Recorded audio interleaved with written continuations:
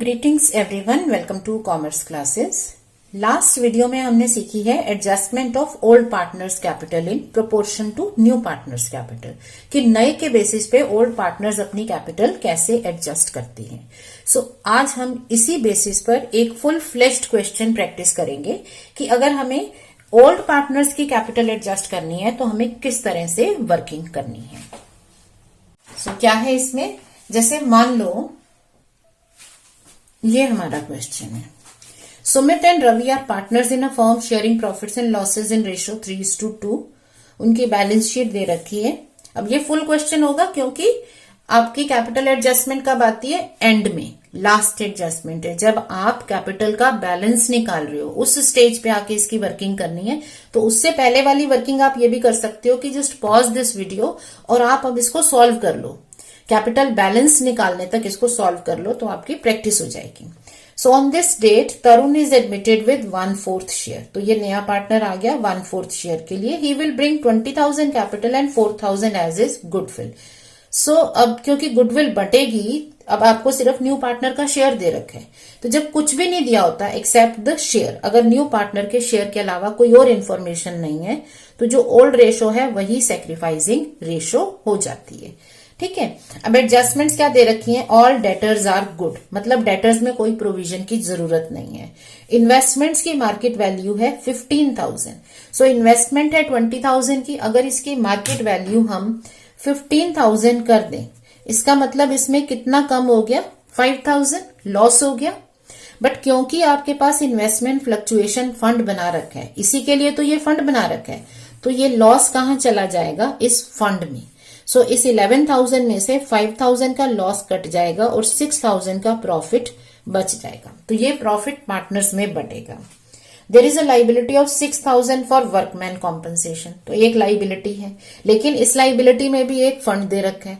इसका मतलब इस 9,000 में से 6,000 की तो लाइबिलिटी हो गई और 3,000 आपका प्रॉफिट हो गया, तो ये प्रॉफिट बच जाएगा। अब capitals of Sumit and Ravi are to be adjusted on the basis of Tarun's capital. तो क्या करना है, इनकी कैपिटल को एडजस्ट करना है तरुण के बेसिस पे, मतलब न्यू पार्टनर के बेसिस पे कैपिटल एडजस्ट होगी through current account. So current account के थ्रू एडजस्टमेंट करनी है। ठीक है। सो अब हमें अकाउंट्स बनाने हैं, revaluation account, partners capital account and balance sheet. So before we make that, क्योंकि हम प्रैक्टिस का क्वेश्चन कर रहे हैं, सो आई प्रेफर कि हम एक जर्नल एंट्रीज जरूर बना लें। ठीक है। ऑल्दो मैं ये क्वेश्चन बिना एंट्रीज के भी एक्सप्लेन करूंगी, but our own understanding says कि एक बार जर्नल एंट्रीज भी बना के देख लेते हैं। बाद में लेटर ऑन जब आप काफी क्वेश्चंस प्रैक्टिस कर लोगे तो आप बिना एंट्रीज के भी ये क्वेश्चन हैंडल कर सकते हो। सो हमें कैसे एंट्रीज करनी होती है, क्या वर्किंग होती है एडमिशन के टाइम पर। Number 1, calculation of ratio. So ratio में क्या होता है, ओल्ड रेशो दे रखी है, यही सैक्रिफाइसिंग रेशो है इस क्वेश्चन की, और बाकी बचे न्यू रेशो। क्योंकि यहां हमें न्यू रेशो की जरूरत नहीं है, हम उसको छोड़ सकते हैं। सो जो भी काम हमें क्वेश्चन में नहीं चाहिए उसको करने की जरूरत नहीं है, उसमें टाइम नहीं लगाना है। अगर आपका क्वेश्चन नहीं कह रहा न्यू रेशो निकालो तो मत निकालो। न्यू रेशो हम सिर्फ तब निकालते हैं जब मेमोरेंडम पार्ट आपका रिवैल्यूएशन अकाउंट बनता है। सो रेशो वाले पार्ट तो हमें यहीं से क्लियर है। दूसरी चीज होती है गुडविल की वर्किंग, गुडविल और कैपिटल, जो पैसे में चीजें आ रही हैं। तो क्या दे रखा है, Tarun will bring 20,000 capital and 4,000 as is goodwill. इसको मार्क कर देते हैं क्योंकि अब हम इसकी एंट्री कर रहे हैं। सो बैंक या कैश अकाउंट हम लिखते हैं क्योंकि आपके क्वेश्चन में कैश दे रखा है। सो कैश से सारी एंट्रीज कर देंगे। So cash to Tarun's capital account and to premium for goodwill account. ठीक है ना। सो कितनी कैपिटल हो गई, 20,000 और 4,000 हो गया गुडविल का प्रीमियम। सो 24,000 वो ले आया। अब प्रीमियम पार्टनर्स में बांटा जाता है। So premium for goodwill account debit to Sumit and Ravi. ये ओल्ड पार्टनर्स में, एग्जिस्टिंग पार्टनर्स में उनकी सैक्रिफाइसिंग रेशो में बांटा जाता है। So goodwill divided in sacrificing ratio, that is 3:2. So 4,000 3/5 2/5. So 2,400 and 1,600 दोनों को मिल गया। ये हो गई नेक्स्ट वर्किंग। तीसरी वर्किंग क्या होती है, accumulated profits and reserves. Asset side में तो कोई लॉस नहीं है, छोड़ दो। लाइबिलिटी साइड में कौन कौन से प्रॉफिट्स हैं, जनरल रिजर्व है, सो जनरल रिजर्व बांटेंगे। वर्कमैन कॉम्पनसेशन में क्या हो रहा है कि वर्कमैन कॉम्पनसेशन हमारी इसमें से 3000 आपका प्रॉफिट बच रहा है, 6000 की लाइबिलिटी थी। सो पहले इसका मामला सेटल कर देते हैं कि वर्कमैन कॉम्पनसेशन फंड में से हमारे पास लाइबिलिटी है, लाइबिलिटी फॉर वर्कमैन कॉम्पनसेशन, है ना, क्योंकि पहले जो इसमें से कटिंग करनी है वो कर दो, बाकी बांट देंगे। सो 6000 की लाइबिलिटी बन गई, इसका मतलब 3000 बांटना है इसमें से। सिमिलरली इन्वेस्टमेंट फ्लक्चुएशन फंड, आपने इन्वेस्टमेंट फ्लक्चुएशन फंड बना रखा था, उसके अगेंस्ट भी हमारे पास 5000 का लॉस है, तो इन्वेस्टमेंट की वैल्यू कम हो गई। ठीक है, इन्वेस्टमेंट कम कर दी, लॉस इस फंड में कैंसिल कर दिया 5000, तो फंड में हमारे पास 6000 बचेगा। सो एक्यूमुलेटेड प्रॉफिट्स एंड रिजर्व्स में ये दो स्पेशल रिजर्व्स होते हैं जिनके अगेंस्ट कुछ लॉसेस हो सकते हैं, उनको कैंसिल करने के बाद बाकी सारे प्रॉफिट्स बांटने हैं। तो जब हम बांटेंगे पार्टनर्स में प्रॉफिट्स को, तो जनरल रिजर्व है 4000, वर्कमैन कॉम्पनसेशन फंड हमारा है कितना 9000 था, बट 6 तो लाइबिलिटी थी 3000, और इन्वेस्टमेंट फ्लक्चुएशन फंड इसमें भी हमारे पास कितना आ गया 11000 में से 5000 का लॉस कैंसिल करके 6000 बचेगा। तो अब ये आप बांट देंगे सुमित और रवि को उनके कैपिटल अकाउंट में। ठीक है ना, कैपिटल या करंट अकाउंट में एंट्री होती है क्योंकि इसमें आपकी कैपिटल अकाउंट है, सो उसमें एंट्री हो जाएगी। सो कितना हो गया 13000 हमारा टोटल प्रॉफिट हो गया, वो किस रेशो में बांटना है 3:2 में। ठीक है ना, तो कितना आ जाएगा आपका 7800 एंड 5200। ठीक है, ये आ गया। सो ये एंट्रीज का नंबरिंग करते रहते हैं। अच्छा, पहली थी रेशोज, दूसरा था कैपिटल एंड गुडविल, तीसरा पार्ट है reserves, profit, accumulated losses and expenses. अब फोर्थ इसका नेक्स्ट कंपोनेंट क्या होता है आपका revaluation of assets and liabilities. तो उसमें क्या रहा आपके पास जो डेटर्स हैं, आपने डेटर्स में कोई चेंज नहीं है, इन्वेस्टमेंट का चेंज तो हमने इन्वेस्टमेंट फंड के थ्रू रिकॉर्ड कर लिया, और हमने लाइबिलिटी का चेंज भी इसमें रिकॉर्ड कर लिया। तो हमारे पास रिवैल्यूएशन के लिए कुछ नहीं बचा। मान लो हमें लैंड एंड बिल्डिंग में चेंज बताया होता, प्लांट में चेंज बताया होता, तो उसको रिवैल्यूएशन के थ्रू एडजस्ट करते, सो वो कुछ नहीं बचा। So that is it. अभी हमारी नेक्स्ट वर्किंग क्लियर हो चुकी है। अब हमें क्या करना है, रिवैल्यूएशन अकाउंट बनाना है, पार्टनर्स कैपिटल अकाउंट्स बनाने हैं और बैलेंस शीट बनानी है। सो रिवैल्यूएशन अकाउंट के लिए एक ही चीज बचती है इसमें, डेटर्स का चेंज बता रखा है, डेटर्स आर गुड। ये डेटर्स अगर आपके गुड हैं तो इस प्रोविजन की जरूरत नहीं है ना। एक ही चेंज है हमारी एसेट्स में जो रिवैल्यूएशन के थ्रू जाएगा। तो जब हमें प्रोविजन को कैंसिल करना है because it is not needed, so provision एक आपका क्रेडिट बैलेंस होता है, सो उसको कैंसिल करने के लिए हम उसे डेबिट कर देंगे। So provision for bad debts account debit 2000 to revaluation account. So हमारे रिवैल्यूएशन अकाउंट में और कुछ भी नहीं जाएगा, सिर्फ यही है। सो यही हमारा प्रॉफिट है, ये हम पार्टनर्स में बांट देंगे। अगर कुछ ज्यादा चीजें होती तो हम उसमें अकाउंट बना के एडजस्ट कर लेते। सो सुमित और रवि के अकाउंट में सिर्फ यही चीज जाएगी। ठीक है, कई बार स्टूडेंट्स मिस्टेक से ना इसमें लाइबिलिटी, वर्कमैन कॉम्पनसेशन या इन्वेस्टमेंट का ले लेते हैं। वो नहीं लेना है, क्यों? क्योंकि जब तक उनके फंड्स यूटिलाइज नहीं होते तब तक हम उनको रिवैल्यूएशन में नहीं लेके जाते हैं। जैसे मान लो आपके पास वर्कमैन कॉम्पनसेशन फंड की लाइबिलिटी 6000 की जगह 10000 होती, तो 9 तो आपके पास फंड है, इसको सीधे लाइबिलिटी में कन्वर्ट कर देते, तो एक्स्ट्रा 1000 कहां से बनाते, वो रिवैल्यूएशन में लॉस आ जाता। ठीक है, सिमिलरली इन्वेस्टमेंट फ्लक्चुएशन में अगर हमारे लॉसेस 11000 से बढ़ जाते तो वो लॉस रिवैल्यूएशन में आता। एनीवे, अब ये 2000 का जो हमें प्रॉफिट हो गया क्योंकि प्रोविजन कैंसिल किया, सो ये 3:2 रेशो में पार्टनर्स में बांट दिया। ठीक है, ये हो गया हमारी जर्नल एंट्रीज। बट हमें क्वेश्चन में ये कहा नहीं था। सो अगर हमें ये नहीं करना है, हमें ये क्वेश्चन में क्या कहा है, prepare revaluation account, capital accounts and balance sheet. So अगर हम रिवैल्यूएशन अकाउंट बनाते हैं सो हमारे रिवैल्यूएशन अकाउंट में क्या क्या जाएगा, जस्ट कंसिडर। रिवैल्यूएशन होता है revaluation of assets and liabilities में, बट इसमें दो चीजों का ध्यान रखना है, इन्वेस्टमेंट का और वर्कमैन कॉम्पनसेशन का। वो तभी आते हैं जब वो इनके फंड्स को एक्सीड कर देते हैं। मतलब अगर इन्वेस्टमेंट का लॉस 11,000 से बढ़ जाए फिर वो लॉस इसमें आएगा, या वर्कमैन कॉम्पनसेशन फंड क्योंकि 9,000 का, अगर इससे ज्यादा की लाइबिलिटी होगी तो आएगा। बाकी सारी एसेट्स एंड लाइबिलिटीज यहां पे डील होती हैं। सो आपके पास क्या था, प्रोविजन फॉर बैड डेट्स जो हमने कैंसिल किया। सो provision for bad dates cancel कर दिया 2,000, और यही हमने प्रॉफिट बांट दिया पार्टनर्स में। So as a profit transfer कर दोगे पार्टनर्स कैपिटल अकाउंट्स में। सो सुमित एंड रवि में। सो ये 2,000 हमने इनमें बांट देना है। सो 2,000 बांटा, 1,200 एंड 800। नेक्स्ट है हमें पार्टनर्स कैपिटल अकाउंट्स बनाने हैं।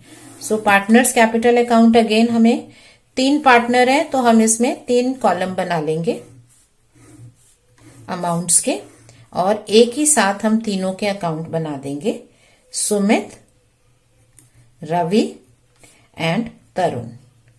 ठीक है ना, सुमित, रवि एंड तरुण। तो ये अकाउंट बनेंगे। अब कहां से शुरू करते हैं, जो हमने ट्रांजैक्शन दिया उन्हीं को रिकॉर्ड करना है। तो सबसे पहले स्टार्ट करते हैं बैलेंस से।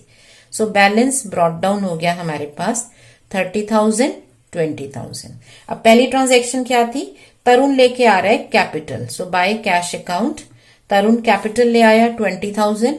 ये जो प्रीमियम वो लेके आया वो किस में बटेगा, वो बटेगा सुमित और रवि में। So by premium for goodwill account. So premium आया था 4,000, सेक्रीफाइसिंग रेशियो 3:2 में अगर ये बांटते हैं तो 2,400 एंड 1,600, मतलब 4,000 है इन 3:2। सो सुमित को कितना मिलेगा, 4,000 इंटू 3/5, 2,400, और सिमिलरली रवि को मिल जाएगा 4,000 इंटू 2/5। ठीक है ना, ये बट गया। अच्छा, उसके बाद ये आपकी डेटर्स की कैलकुलेशन थी, इन्वेस्टमेंट वगैरह थी। तो हमने इसमें क्या किया, जो नेक्स्ट चीज होती है एक्यूमुलेटेड प्रॉफिट्स और रिजर्व्स को बांटने। सो जो ट्रांजैक्शंस है उनकी एंट्री करनी है। अगर हमें एंट्रीज भूल रही हैं, नंबर नहीं याद रह रहा, तो बस 5 चीजें याद रखो। नंबर 1 कैलकुलेशन ऑफ रेशो, तो रेशो की एंट्रीज नहीं होती। नंबर 2 कैपिटल एंड गुडविल, उसकी एंट्री कर ली। Number 3 accumulated profits and reserves. So accumulated profits and reserves में जनरल रिजर्व बटेगा, वर्कमैन कॉम्पनसेशन फंड बटेगा और इन्वेस्टमेंट फ्लक्चुएशन फंड बटेगा। तो ये 3 चीजें इनमें बटेंगी। सो जनरल रिजर्व हुआ 4,000, ये कैसे बांटेंगे, 3:2 रेशो में। सो 2,400, 1,600। वर्कमैन कॉम्पनसेशन फंड बचा था 3,000 रुपीज का। सो ये बट गया 1,800, 1,200। इन्वेस्टमेंट फ्लक्चुएशन फंड बचा था 6,000 का। सो ये आ गया 3,600, 2,400 ये आ गया। इसके अलावा हमारे पास रिवैल्यूएशन अकाउंट से आ गया प्रॉफिट 1,200 एंड 800। सो ये सारी चीजें हमारे पास आ गई, है ना। अब हमें क्या करना है, लास्ट में कैपिटल की एडजस्टमेंट करनी है। सो कैपिटल की एडजस्टमेंट क्या है, तरुण जो कैपिटल लेके आ रहा है वो है 20,000, और तरुण का शेयर कितना है प्रॉफिट्स में, 1/4। इसका मतलब फर्म की कैपिटल कितनी हो गई, सो 20,000 के बेसिस पर फर्म की कैपिटल हो जाएगी 80,000 rupees. 20,000 upon his share 80,000। So इस फर्म की कैपिटल में Sumit share of capital and Ravi's share of capital कितना होगा, कितनी कितनी कैपिटल इनकी आएगी। इसके लिए हमें चाहिए न्यू रेशो, या हम ये कह सकते हैं कि ये जो 80,000 कैपिटल है इसमें से 60,000 कैपिटल तो तरुण लेके आ रहा है, 20,000 सॉरी, 80 में से 20,000 कैपिटल तो तरुण लेके आ रहा है। तो सुमित और रवि के हिस्से की कितनी कैपिटल बची, 60,000। ठीक है ना, तो 60,000 में उनका शेयर है 3:2।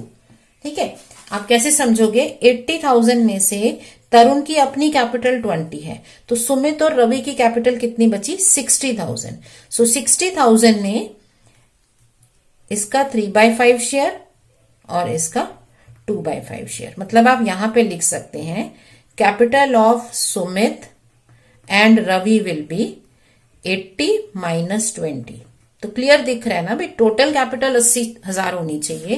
तरुण तो 20 लेके आ रहे हैं ना, उसी के बेसिस पे तो वर्क कर रहे हैं। तो तरुण अगर 20 लेके आ रहा है तो बाकी के पार्टनर्स की कैपिटल कितनी बच गई? 60,000। सो 60 में इनका 3:2 का शेयर है, सो इनकी कैपिटल होनी चाहिए 24,000। दैट मीन्स इनके कैपिटल का बैलेंस कितना होना चाहिए? बैलेंस कैरी डाउन 36,000, 24,000 और तरुण की अपनी कैपिटल है 20। सो ये इनका बैलेंस होना चाहिए। कैपिटल बैलेंस कैसे होगा? न्यू पार्टनर के बेसिस पर ये बैलेंस होगा। सो ये हमारी अप्रोच, प्रैक्टिकल अप्रोच है कि कैपिटल निकाली, ये कैपिटल बैलेंस होना चाहिए। तो अब जो डिफरेंस है वो ये पार्टनर या तो लेके आएंगे या ये फॉर्म में से निकालेंगे। तो आप बस इसको बैलेंस कर लो। अगर हम इसका टोटल करते हैं तो यहां पर टोटल आ रहा है आपका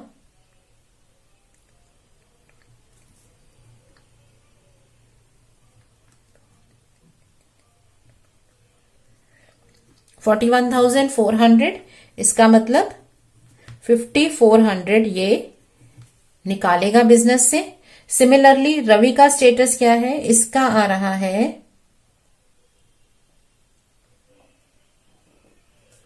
27,600, सो 24,000, सो 3,600।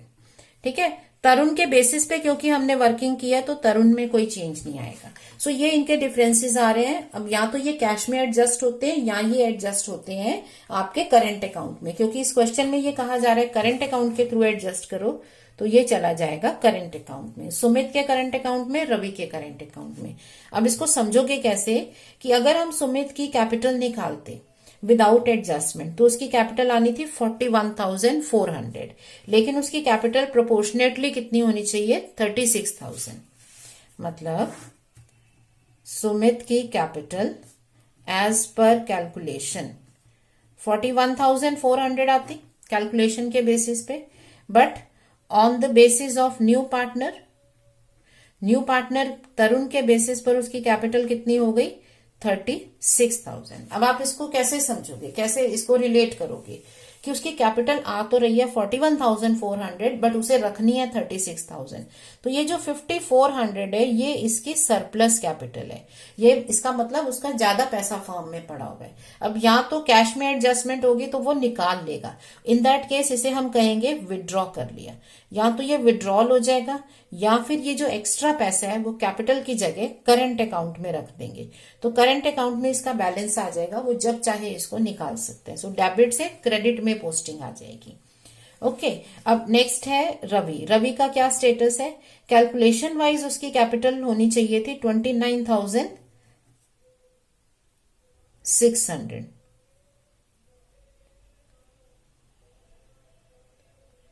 27,600, बट उसकी कैपिटल प्रोपोर्शन में कितनी बन रही है? 24,000। ये उसकी प्रोपोर्शन में कैपिटल है। इसका मतलब उसने भी 3,600 ज्यादा पैसा लगा रखा है। सो अगर आपने फर्म में ज्यादा पैसा लगा रखा है या तो उसको ड्रॉ कर लो या फिर उसको करंट अकाउंट में लिख दो। तो क्योंकि एक्स्ट्रा है तो वो क्रेडिट बैलेंस है, क्योंकि जब चाहे आप निकाल सकते हो। सो ये करंट अकाउंट में पोस्टिंग हो जाएगी। अगर ये कहता है थ्रू कैश, क्वेश्चन आपका कह रहा है कि एडजस्टमेंट कैश से करनी है, तो ये कैश में एडजस्टमेंट हो जाती। उस केस में इसे क्या कहते हैं? पैसा निकाल लिया, तो बिजनेस में कैश कम हो जाती। सो इस तरह से हम कैपिटल एडजस्टमेंट्स करते हैं। सो आई होप ये चीज आपको समझ में आ गई है। एंड में आके क्या करना है, हमारा स्टेप क्या है? न्यू पार्टनर की कैपिटल के बेसिस पर फर्म की कैपिटल सॉल्व की। अब उसमें एग्जिस्टिंग पार्टनर्स का शेयर निकाला और उसको एज अ बैलेंस लिख दिया। ये बैलेंस आना चाहिए। तो जो अब डिफरेंस है वो या तो कैश में एडजस्ट होगा या करंट अकाउंट के थ्रू एडजस्ट होगा। अब इस क्वेश्चन में हमें कहा गया है नेक्स्ट क्या? बैलेंस शीट बनाओ। सो बैलेंस शीट कैसे बनती है? जब भी हमें बैलेंस शीट बनानी है हमें एग्जिस्टिंग बैलेंस शीट को बेस ले लेना है। ठीक है ना? अब यहां से शुरू करते हैं। कैश की वर्किंग करनी पड़ेगी क्योंकि कैश में क्या एडजस्टमेंट हुई है? कैश का बैलेंस ब्रॉट डाउन है 6,000।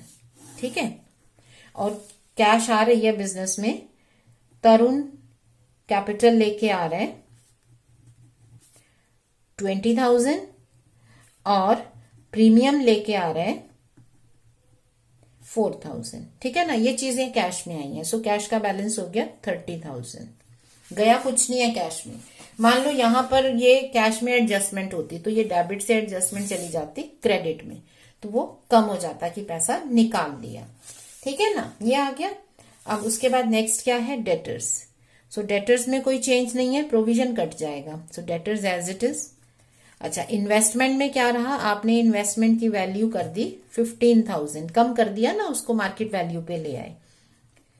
Plant 14,000, land and building 38,000। इस तरफ क्या है, क्रेडिटर्स में कोई चेंज नहीं है। जनरल रिजर्व पार्टनर्स में बढ़ गया। वर्कमैन कॉम्पनसेशन फंड किस में चेंज हो गया, लाइबिलिटी फॉर वर्कमैन कॉम्पनसेशन 6,000 की। इन्वेस्टमेंट में क्या होगा, एक हिस्सा आपने बांट दिया और एक हिस्सा इन्वेस्टमेंट में काट के लॉस कैंसिल कर दिया, तो इन्वेस्टमेंट फंड नहीं बचा, प्रोविजन भी चला गया। तो आपको सारी चीजें याद रखनी है। इसको बेस लेने का मतलब ये नहीं होगा कि इसको एज इट इज उतार दो, ये एक बेस है, इस पे चेंजेस को लिखो। इससे फायदा ये होता है कि हमें एटलीस्ट एसेट्स और लाइबिलिटीज के नाम तो नहीं कहीं से ढूंढने, वो यहां दिए हुए हैं, बस चेंजेस को याद रखो।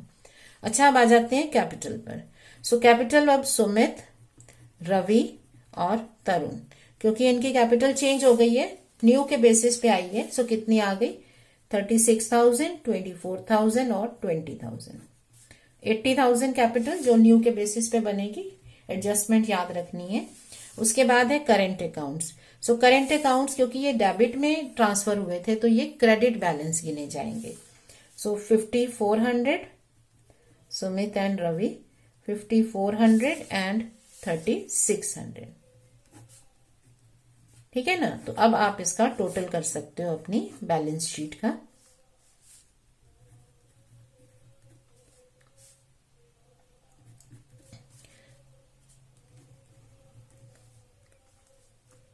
ठीक है, सो ये आ गया। सो कैपिटल की एडजस्टमेंट अगेन जस्ट रिमेंबर क्या वर्किंग है कैपिटल की एडजस्टमेंट की। नंबर 1, फर्स्ट स्टेप फर्म की कैपिटल निकालो। सेकेंड स्टेप एग्जिस्टिंग पार्टनर्स की अब प्रोपोर्शनेट कैपिटल निकालो। अगर न्यू रेशो दे रखी है तो सीधे न्यू रेशो से निकाल लेंगे, नहीं तो फिर थोड़ा सा दिमाग लगाओ कि ये टोटल कैपिटल है फर्म की 80,000, जिसमें से नया पार्टनर 20 लेके आ रहा है, तो ओल्ड पार्टनर्स की कैपिटल कितनी बची 60, तो उनको उनकी रेशो में बांट दिया। किस लिए, क्योंकि ये ओल्ड रेशो में बांट रहे हैं। अगर ओल्ड रेशो में बांट रहे हैं तो फिर ओल्ड पार्टनर्स की कैपिटल लेनी पड़ेगी ना, नहीं तो टोटल कैपिटल लेनी है तो फिर न्यू रेशो में बांटो। तो आप न्यू रेशो भी सॉल्व कर सकते हो, उसमें भी बांट सकते हो। सो अब ये जो आपकी कैपिटल सॉल्व होके आई है, this is going to be your balance. ये बैलेंस होना चाहिए, क्योंकि क्वेश्चन ये कह रहा है कि partners want their capital proportionate to new partner. वो न्यू पार्टनर के बेसिस पे कैपिटल रखना चाहते हैं, तो जो आपकी कैलकुलेशन है वो कैपिटल होनी चाहिए। सो अब बैलेंस हम सॉल्व नहीं करेंगे, बैलेंस हमारा प्रोपोर्शनेट आ गया, ये बैलेंस आ गया। तो अब जो डिफरेंस है वो एडजस्ट होगा करेंट अकाउंट के थ्रू। वो यहां भी आ सकता है, क्रेडिट साइड में भी आ सकता है। और ऑपोजिट याद रखो, डेबिट का मतलब करंट अकाउंट में इसकी पोस्टिंग क्रेडिट में जाएगी, तो करंट अकाउंट का ये क्रेडिट बैलेंस है। अगर डिफरेंस यहां आता तो क्रेडिट से करंट अकाउंट में उसकी पोस्टिंग डेबिट में होती, सो करंट अकाउंट का वो डेबिट बैलेंस माना जाता। ठीक है, वो आ जाएगा। और अगर कैश के थ्रू एडजस्टमेंट करने को कहा है तो करंट की जगह कैश कर लेंगे। और आपकी अंडरस्टैंडिंग है कि उसको आपने यहां आएगा तो ड्रॉइंग माना जाता है। क्रेडिट साइड का मतलब होता है एडिशनल कैपिटल। अगर बंदा कैपिटल लेके आ रहा है तो क्रेडिट में लिखते हैं ना, तो ये पैसा आता, और यहां पर ड्राइंग्स आती है पैसा निकाला, तो ये कैश में कम हो जाता है। ठीक है ना, सो इस तरह से आप इनको सॉल्व कर सकते हो। सो आई होप ये वाला आपको प्रोपोर्शनेट कैपिटल का पॉइंट क्लियर है। सो नेक्स्ट टाइम हम कैपिटल की सेकेंड एडजस्टमेंट करेंगे। So stay learning and practising, stay smiling. Thank you.